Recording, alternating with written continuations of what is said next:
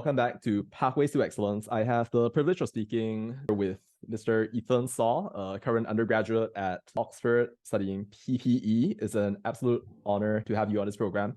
Yeah, thank you for having me. And excited to the questions today. All right, cool. So, Ethan, you're studying the PPE program. It's a program that's revered for essentially producing prime ministers, leaders, essentially, throughout the course of the world. And that's an incredible accomplishment. But how's that experience been for you so far? So I really enjoy PPE actually at Oxford. I Mm, think with all three of the for all three of the subjects, it's all three of my biggest passions in terms of academia.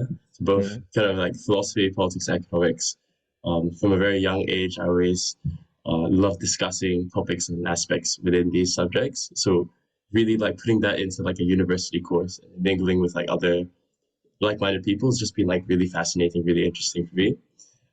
Yeah, so like, and I also think the combination of the three is also very useful for me, especially going mm, forward into the future, because not a lot of people realize this, but there's quite a lot of interconnection between the three subjects. So mm, something you learn in politics will relate to something else you learn in philosophy a month down the line when you do take that course in philosophy. So kind mm. of seeing all this stuff interconnecting over the 3 years is very interesting, very fascinating. So I'm still connecting stuff I'm learning now in my third year to things that I learned in my first year. Okay, wonderful. So then, of the three, so then do you have a particular subject that you would count as your favorite? I mean, I do know that, of course, you receive essentially the highest mark in philosophy across all degree areas in your first public examination. But of course, just because somebody is good at something, it doesn't necessarily mean that it is their favorite per se. But I mean, what do you think about that? So ironically, in my second and third year, I actually dropped philosophy. So at Oxford, you have the option in the second year to drop Okay, it. I So see. drop one of the three. But it's a bit complicated because I dropped the course, but I'm still taking one paper in it. So you can do that. I think out of the three, I'd say my favorite is still politics, though. Um, it tends to be like the favorite for most PPAs. And I think the reason why I like politics is because of like how applicable it can be to a lot of things that you see in the world. So especially like, I like reading the news every morning. And I normally start the day with like reading the news. So every day when I read the news, I can always see how I can apply certain concepts I learned in politics to analyze world events or like understand how things are going, like why things are going on and the way they are, the way they do in the world today. So yeah, I think the pure applicability of politics makes it very interesting. Absolutely, yeah. Well, okay, before we get too much into the woods then, so would you maybe share a little bit with me about, well, your upbringing, your early life? So I know that you're, well, a Malaysian like me, but you didn't really spend all of your time really in Malaysia. Maybe you can share a little bit. Yeah. So um, people always say my identity is pretty fluid. So one of the big questions I struggle answering is, where are you from? Because for me, that like there are different questions in that one question, and there are different answers from my perspective. So for me, I was born in Malaysia, and by nationality, I'm Malaysian. Most of my family, like all my family members, are Malaysian. It's just that when I was four, my father got a job in Hong Kong, so we moved to Hong Kong, and since then I've been living in Hong Kong. So even when I went to boarding school in the UK at 16, I would go back to Hong Kong for holidays. So that was kind of that's been my home since I was four. Um, Mm, and my connection to Malaysia is only like up for many years has only been going back to see family for Chinese New Year, like for a week or two every year. I see. But recently this summer I went back to Malaysia for like the longest period of time in a while. So I went back for my summer holiday, where I also did an internship at Bain Mm. in KL. So that was quite an eye-opening experience to go back to the country I was from, actually get a taste of like the local culture that I unfortunately missed out on for quite a long time in my life. Well, how did you feel that your perspective on Malaysia, I was going to say change right here, but I think that's not entirely accurate because you've essentially not spent a lot of time in Malaysia. But I mean, when you came here and when you stepped on Malaysian soil and experienced, well, your time in Malaysia, like what were some of the feelings that you, well, got along the way as you experienced Malaysia? I always felt like I was still Malaysian. So despite growing up in Hong Kong, going to school in the UK, having most of my friends like at the time I had like no friends in Malaysia actually. Mm, So but I always still felt like I was Malaysian. So coming back like was I always had like this view on Malaysia and how it would be like. mm, And I think coming back, like a lot of those aligned with my views because my parents would always talk about their time in KL, their time in Malaysia. But I think, yeah, there are definitely a few cultural aspects of Malaysian society that like shocked me. Um, I think I really love Malaysia. I love KL. Um, the big shock was how good the food was. Honestly, like food overseas is not as good as food in Malaysia.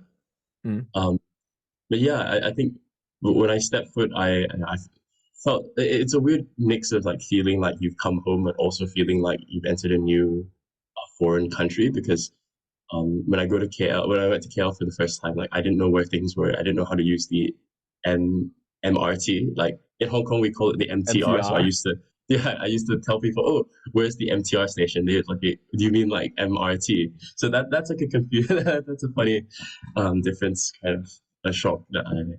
But I yeah, see. I think across the few months, though, I did get used to the layout of KL as a city and Malaysia society. But definitely in the first week or two, it definitely felt like coming back, coming to a foreign country. I see, I see.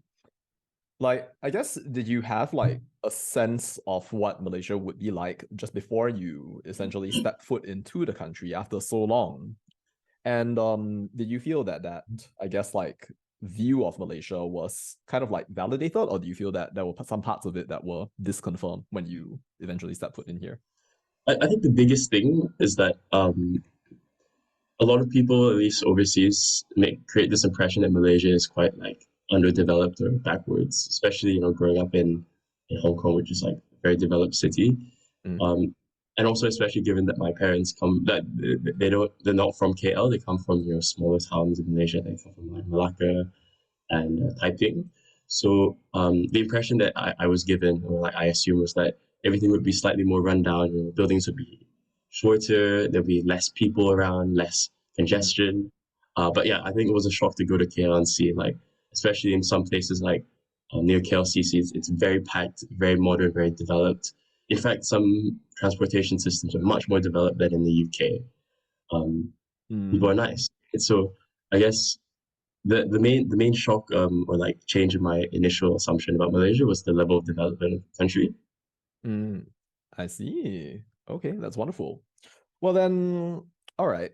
Maybe let's go right ahead and dive into the meat of what we're going to be talking about, which is, well, your education. Because for me, the reason I started this podcast of sorts is that I've always been fascinated by the kinds of educational decisions that people undertake and, how that might influence, like the way that essentially they make choices throughout the course of their life as well.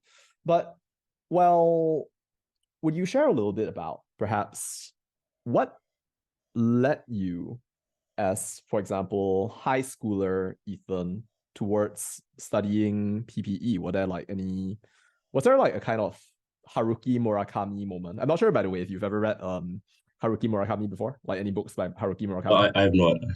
I see. Okay, he's a famous Japanese novelist. But anyway, so what apparently motivated him to write numerous novels was that one day he was in a baseball stadium and he saw a baseball fly out of the stadium. Gazing upon the ball as it flew, he decided, I can write a novel. So that I'm not sure if like there was a specific moment in time that led you to, well, want to study PPE or to pursue that, well, degree course of educational development.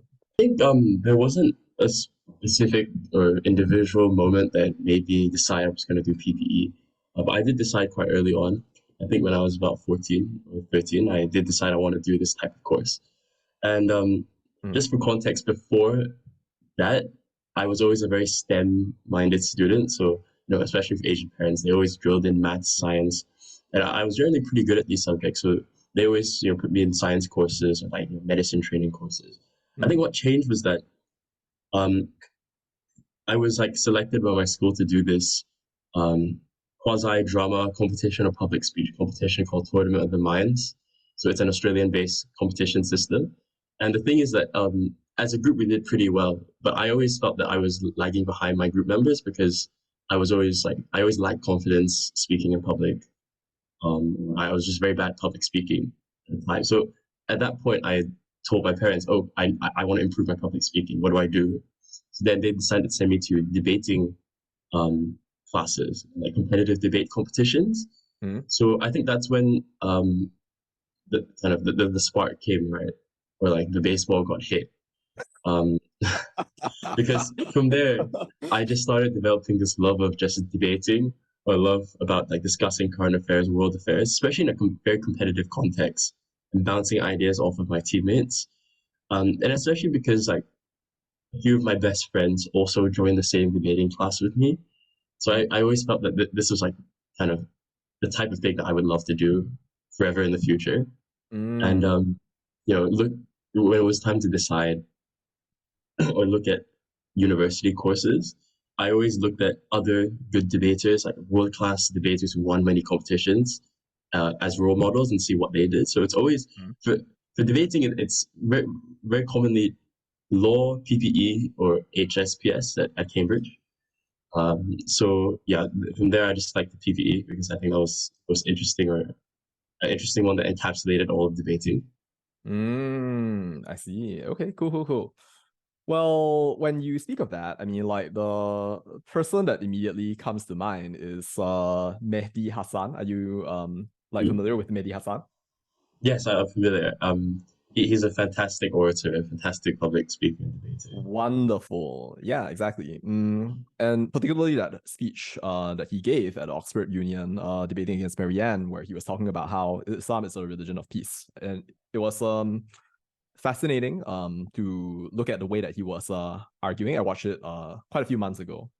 And I'm not sure if you've actually gotten the chance to debate at Oxford.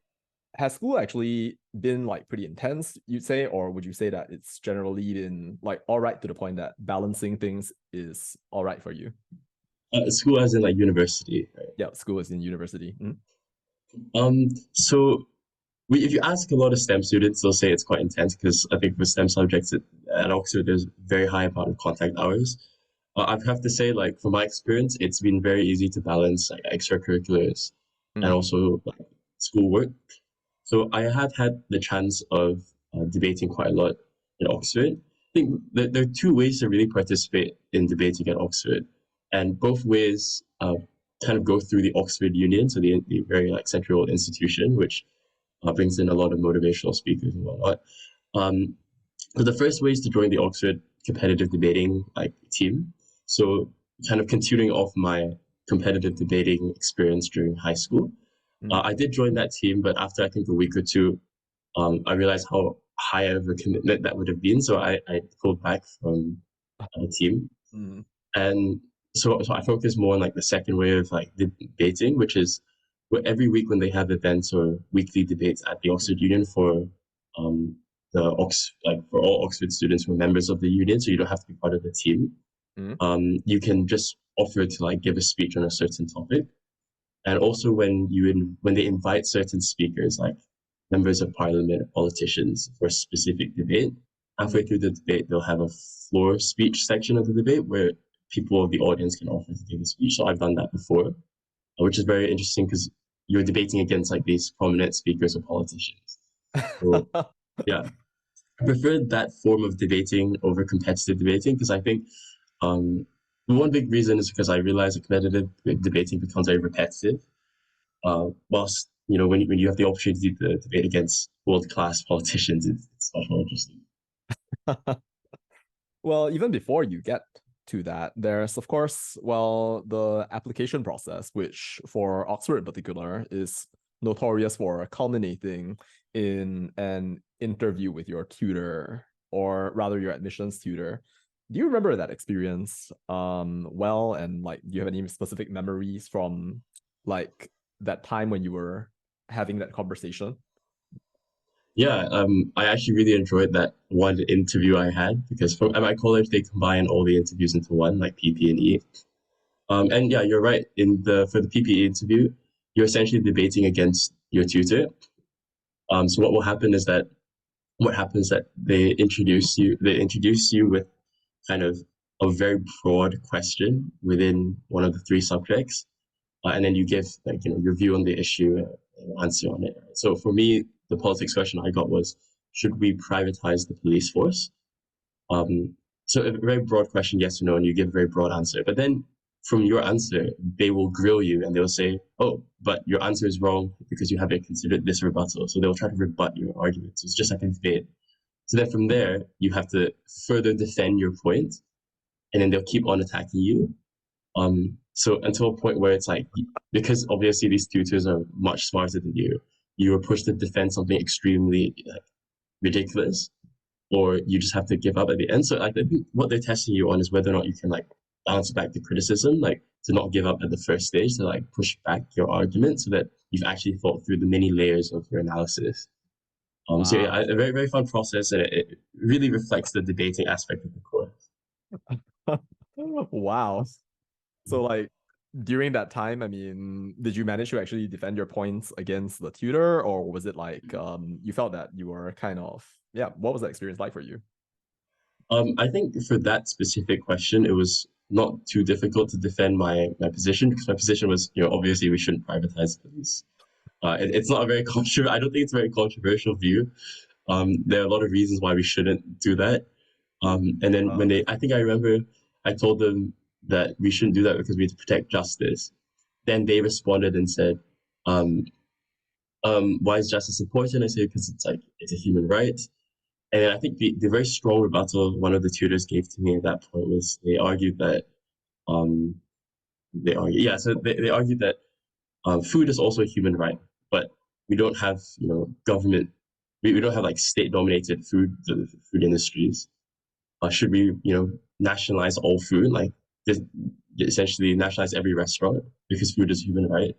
I think the response that I gave was that the difference between food and justice is that for food people just need a sufficient amount of food, whilst for justice, um, people need like an equal amount of justice, where there shouldn't be any inequalities. So that's the type of response that you give, I guess, in such an interview, push Amazing. back against rebuttal. Wonderful. Okay, thank you for sharing that. Well, having said that, so I like to kind of draw in again to this legendary reputation that your program has. So then, like within Malaysia alone, and of course, like not counting some of the other leaders who have been through the program internationally. So you have, of course, Tony Pua, who used to serve in the Malaysian government, of course. And then you have also Khairy Jamaluddin, who is now running the podcast Keluar Sekejap alongside Shahril Hamdan. I'm not sure if you've seen that. But, Oh yes, well, I've heard of it. Yeah. you heard of it. Okay, I see. Wonderful. Cool, cool. So then, I mean, do you personally have aspirations one day of like, say, political leadership? And like, have you seen anybody out there who, well, might be inclined towards that in the future? Yeah, I think like when you talk to most PPEs at Oxford, they'll say like one or three things in terms of what they want to do in the future. They either want to do like finance, Mm, they want to work in government, so run politics, or they want to do academia. So definitely running for government is a big uh, portion of the PPE community.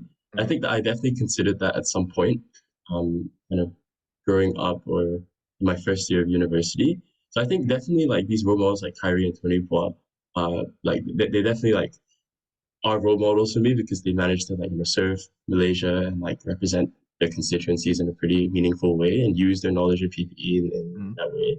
I think that um, one thing that I do consider like when I'm deciding what to do in the future is like whether or not I'll be successful mm. um, doing that career path. And I Fair. think that uniquely because of my background, as I didn't really grow up in Malaysia, Mm, it's definitely hard for me to like relate to the Malaysian populace at large, at least in the short term.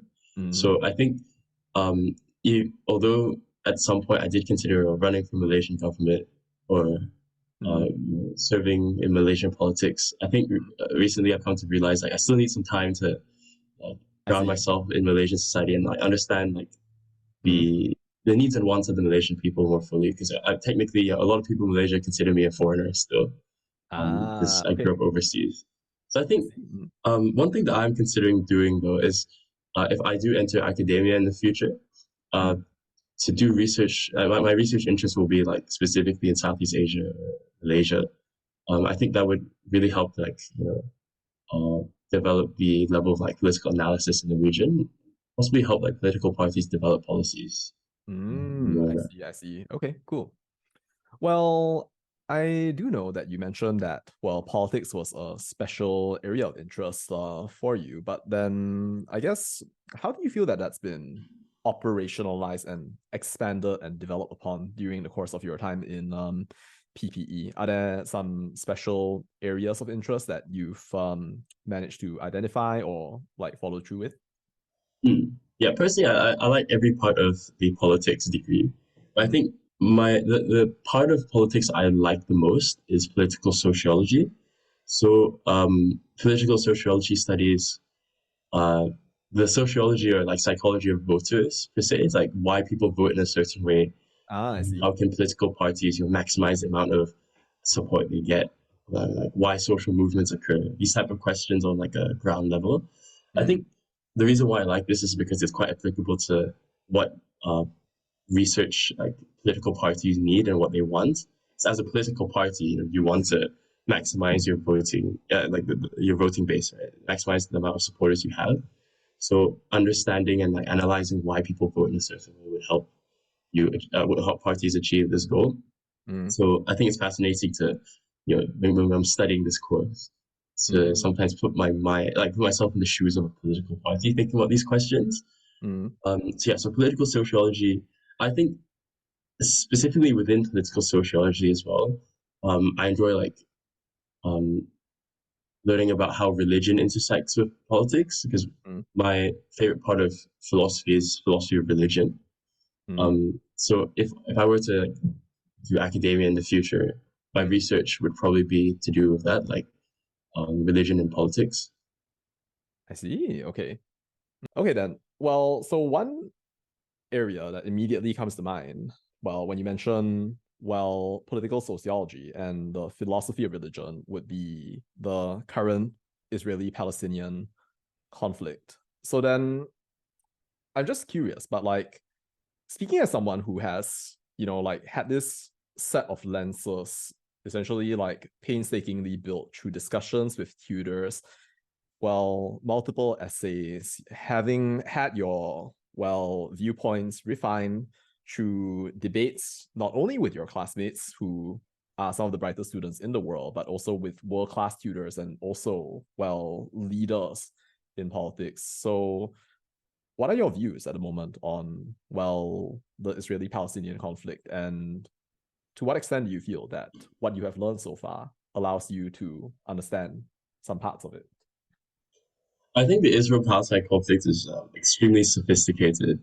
So I would even admit that I don't fully understand the causes of the conflict because there's so many. Relating it to your previous question on like religion and politics, I think religion definitely plays a role in the conflict, but I think it's not like completely sufficient to like explain the whole conflict because there are a lot of other aspects to it, like political aspects, social aspects, economic aspects of the region. Mm. Um, but what I think about the conflict, at least through an academic lens, is that um, because it's so sophisticated, the solutions ought to also be sophisticated. So it can't Mm. just be like a one shot, one state solution, two state solution. Like there needs to be some form of nuance in terms of how that system or how that solution looks like. Mm. So if there were to be a two-state solution, you would have to have a structure of Palestine, a structure of Israel, where it would solve the grievances of both sides. So some form of religious concession between both sides, some form of economic Mm. reduction in inequality between Palestinians and Israelis. Mm. So, and I think this kind of brings in a lot of aspects of why PP is very important because, like, a conflict which may seem like purely religious or purely political has other avenues of like sophistication, like economic inequality, where other parts of the PPE course may come in to like help explain or help produce a solution. So I think one of the big problems a lot of mainstream discourse like focuses on is essentially very like basic solutions to this problem. So where the problem is very sophisticated and the correct solution ultimately is sophisticated as well. Mm-hmm. Right. I mean, if you think about it, like there have been multiple attempts, well, to solve the conflict, which itself began, well, with the aspirations of Zionism brought forth by Theodore Herzl after he had witnessed the Dreyfus Affair, later continued with the British Mandate on Palestine, which subsequently, through the course of, well, land purchases and subsequent protection, essentially, sometimes criticized as colonialism, with the intent of perhaps preserving British interests within the area, and subsequently manifested in, well, Jewish settlements, subsequently into Nakba.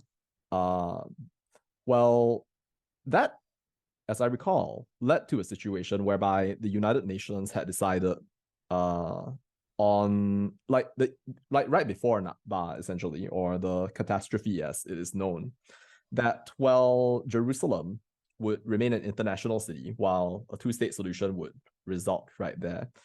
Whereas time went on, and as it passed by, essentially the conflict continued onwards. There were multiple attempts to resolve it, but still, essentially, people have come in, been young, wanted to end it, but later on realized that it was beyond them. And still, we keep trying, but now we are in the situation whereby there is essentially this chaos in the Middle East. And of course, I wouldn't presume to ask you for, like, say, a solution by any means, but like, how are you thinking about the current state of affairs at this point in time? I think you're right. I think it's getting more and more complicated and it's more chaotic, right? I think one of the big reasons is because the initial solution to it, kind of the two-state solution, where you draw a very strict boundary, a geographic boundary between Palestinian territory and Israeli territory, that's now impossible, I think, because of Israeli settlements into the West Bank and Gaza. So now you can't really draw a line and say everyone on this side is Palestinian, everyone on this side is Israeli, because now they're Israeli settlers. So it's very like messy now if you look at a map where you have like a Jewish Israeli enclaves within Palestinian territories. So I think the solution is definitely like getting like more sophisticated. Um, I think one of the problems early on, and I don't know that much about Israeli history and like the specific sequence of events, but I think my initial intuition about it is that a lot of the like a lot of the like attempted solutions are not very like they don't really bring in a lot of opinions from the other side. Right? They don't consider like all of the grievances of all the groups Mm, within the right. Israeli-Palestinian territories, especially in the beginning when during the British Mandate they drew up the map. They did not consult local leaders, Arabs, Mm, Muslims in the region about their wants and needs in the region. And they just drew up this kind of region and said, okay, now this is Zion, this is not Jews. So I think what needs to happen like going forward is definitely some form of like rapprochement in terms of like bringing in interest from across the aisle, um, and understanding the needs and wants of like every group, so that you don't have like a rogue group like Hamas with like an interest that we didn't consider in the first place, mm, take militant action, which causes a spiral of chaos and violence again. I see. From the lens of political sociology, then, and also like philosophy of religion, so I guess, like, well, to what extent do you see it as kind of like predictable that something like Hamas essentially could have come into force? You see, the thing is that whether people like to admit it or not, right? So Hamas is a democratically elected political party. They gained power essentially in 2005. So then the basis of the determination that many nations essentially use to classify Hamas as a terror organization is on the basis of, well, the specific killings that essentially it has undertaken. Though, of course, some on the other side would in turn classify essentially well, Israel as well a terrorist organization. I'm not saying whether that's true or not right there, but it is essentially on the basis of like a different set of observations of behavior. And of course, the current situation in Palestine is deplorable, and many people are dying. But I mean, like, so when you think about this situation right here, I mean, to what extent do you feel that Hamas, well, getting elected right there was an expected result, or is that not really like the ambit of something that you consider? I think through the yeah, I agree. I think through the lens of political sociology, to a large extent, a lot of this is quite predictable, but not entirely like non-preventable, right? So I think the big thing about how religion interacts with politics is that um, it makes a lot of things that it makes a lot of goals of certain groups indivisible in individuals' minds. So whereas for economic issues, let's say that you have two groups vying for some form of economic power, economic value. It's like in terms of like money, it's very easy to divide and like create negotiated settlements when things that people fight over are purely economic because one group which owns the means of production or like that means of like economic value can essentially give like side payments to the other group Mm, so that in terms of like a game theory perspective, both groups prefer to go through this negotiated settlement than violent conflict. Right? So for mm, economic issues or other social political issues which are divisible, um, where the goal, like what both groups want, is divisible, it makes it very easy for negotiated settlements to occur. But I think what religion does to politics is that it makes a lot of things indivisible. So things like Jerusalem as a city, right? mm, Um, on paper you can draw a line and divide it into West and East Jerusalem, but religiously, like mm. you have like the Dome of the Rock, you can't really say divide that temple and say half of this is like Jewish, half of this Yeah, is you can. Muslim, because both sides view this as holy, both sides want it completely Mm, within their religious orbit. So I think that complicates it because mm, where there is no divisible settlement, it allows radical groups to spring up and radical ideologies to spring up. Like I would argue that although Hamas is democratically elected, it is quite a radical group, right, and quite a militant organization. And I think we can't really blame the Palestinians in Gaza for voting them this way because a lot of the grievances they have are reactions to mm. actions, deplorable actions by the Israeli government, which just radicalizes the group, and I think the religious aspect makes it easier for people to take more militant or radical actions. I think going forward, um, again, it's very difficult to get a negotiated settlement when you have indivisible goals, indivisible things that people want. Um, so I think going forward, there has to be some form of like power sharing agreement, um, Mm, because you can't divide a temple and then have one side give a side payment. So definitely there not. must be some collective ownership of that type of Mm, value, that type of the dome of the rock like temple. mm, So that's my initial view on like what a solution might be, I given see. the Mm, radical aspect of I religious see. politics. Okay, thank you for that. Well, what are your thoughts, if you have some, on, well, the recent developments in Malaysia? We've recently organized, well, a Palestine Solidarity Week, and essentially, Anwar Ibrahim was at the helm, essentially, well, giving speeches and, well, organizing essentially a protest that drew in about 16,000 people from across, well, Malaysia. So, like, when you think about, well, Malaysia's role in this, I mean, like, do you have any thoughts on that at the moment? Yeah, I think it's good that we're getting young people involved in politics, especially in these like chaotic times. I think what a lot of like people believe in the world, and I think luckily this is like decreasing across time, is that issues in other countries are their problems. Issues in our country are the only ones that are important. But I think in this case, because we're all part of like a shared humanity, it is important to care about what's going on in other countries, especially in Israel and Palestine. I think Malaysia, as one of the kind of um, few kind of richer Islamic countries or like more influential Islamic countries in the world, has a unique responsibility to like represent the Mm, voices of Palestinians and mm, Gazans in that region. So I think it's definitely like a good thing that the Malaysian government Malaysian people are taking a stand on such an issue. Mhm. But I think the most importantly, it's good to bring young people and like people in general involved in international politics and international Mhm. affairs, because once this discussion begins, right, about Israel Palestine, it creates other avenues of interest where they read up more about politics and understand what else is going on in the world, what the Mhm. causes of this conflict. I Mhm. think that allows more political mobilization essentially, and even strengthens our own democracy at I home. see. Mhm. I see. Well, I broadly agree. Although there's one small point that I would want to raise. Of course, it doesn't deny that this would be something valuable, but recently, what happened was that, well, in conjunction with the Solidarity on Palestine Week, right? So then what happened was that a particular school, it was one school, not all schools by any means, but one particular school, a bunch of teachers, like within that particular school, well, dressed up essentially themselves, not just in the classic symbols of solidarity, like for example, you have like your, well, Palestine flags and then the traditional, well, scarf essentially.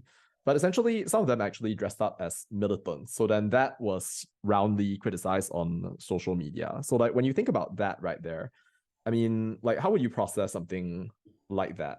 I mean, my immediate thing right here would be that solidarity is a great thing, but then people maybe might not actually be prepared for this. On the balance of things, I mean, like, would you say that that is like a good thing, a bad thing, or I don't know, like, how would you evaluate something like that?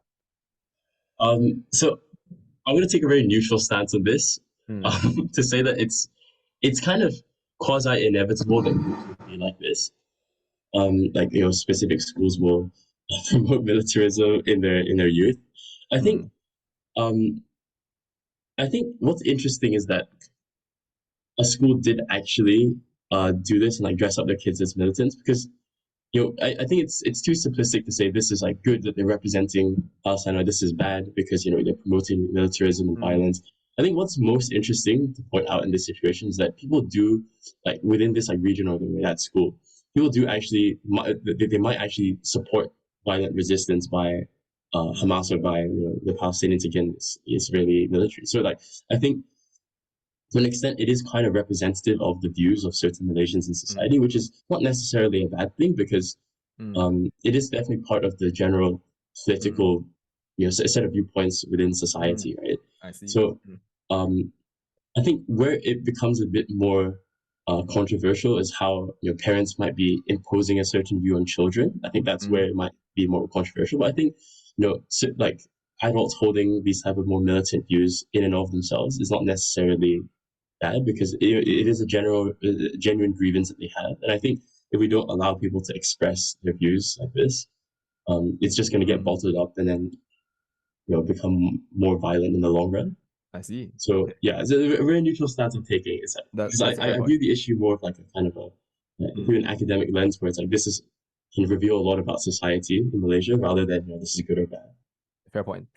Well, then transitioning over to Oxford then. So then I guess what is the general tenor of discussions about this current issue, which has essentially captivated well the world's minds at this point in time? Well, is it something that like is discussed very often, like in school? I would imagine that it is, but I'm not 100% sure. Yeah, so it's discussed quite a lot at Oxford. I think uh, a large reason why is because a lot of students here are very politically aware because everyone reads the news every day. And as Oxford students, a lot of people feel that they have a unique place in the world to make change and like influence the way that current affairs and world politics is going. I think what is very interesting is that um, it is quite a divisive issue. So on the whole, most students are like pro-Palestine on the Israel-Palestine issue, Mm, but there is a significant group of people who are like more pro-Israel or Zionists. mm, So it's interesting to see the interaction between these two groups. I think in public life, uh, pro-Israel, proponents of Israel are like much quieter now because like the pro-Palestine camp is quite large, and there are quite a few protests that have happened also in the UK. I see. Yeah. Um, Well, I hope yeah, that but they everything is continue safe to. for you personally as well. Yeah, Yeah. I think these protests are generally quite peaceful.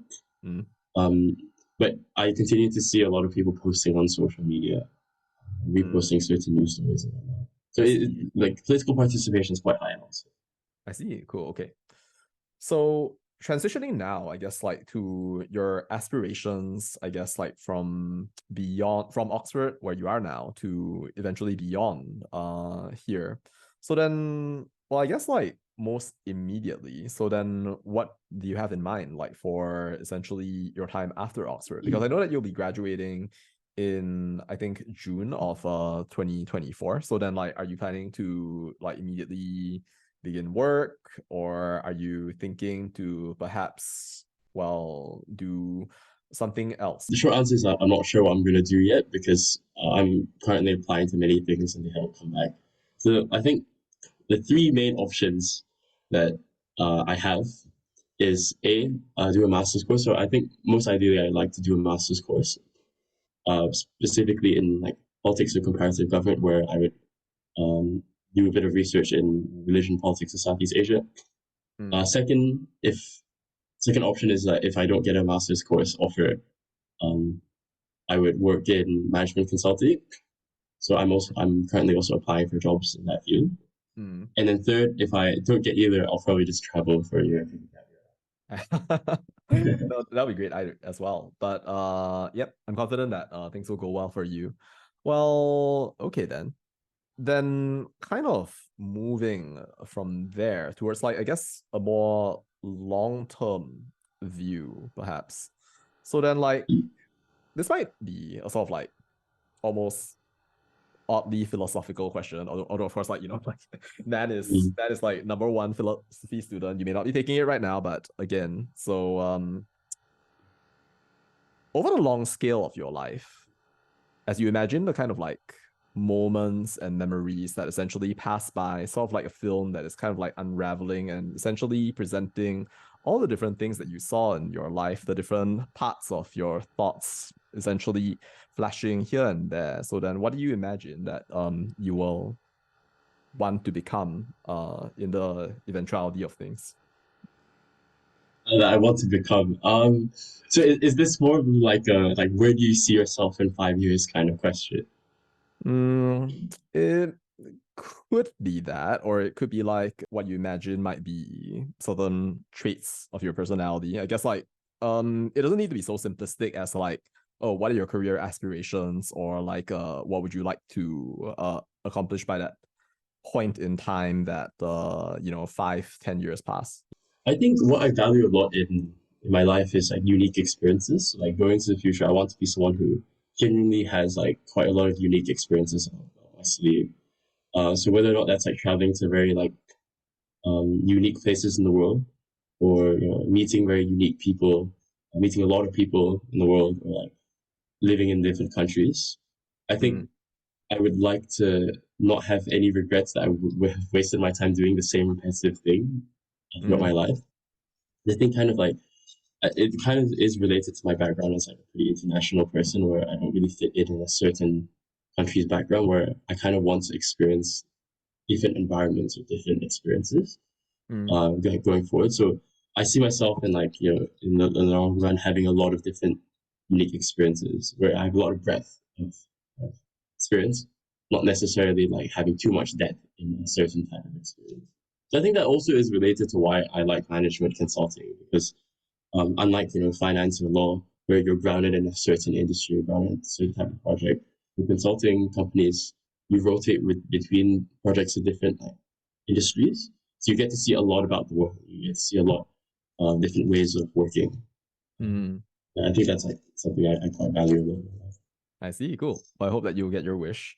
Uh, my final question for you. So then, what do you hope, I guess, will be your legacy upon this earth? That is a tough question Mm, because it's quite hard to tell um, how legacies my legacy would be interpreted. Um, I just hope to have like an impactful legacy where like people remember me for something I did, something I said. Um, I think I would like to contribute in terms of academia to an extent, though. Like, if I don't do a master's now and PhD now, I'd like to do it later on, maybe after, even if I retire in the future. I think to like, maybe like one thing I'm thinking about right now is to plug a lot of gaps within academia and like world knowledge, especially within politics.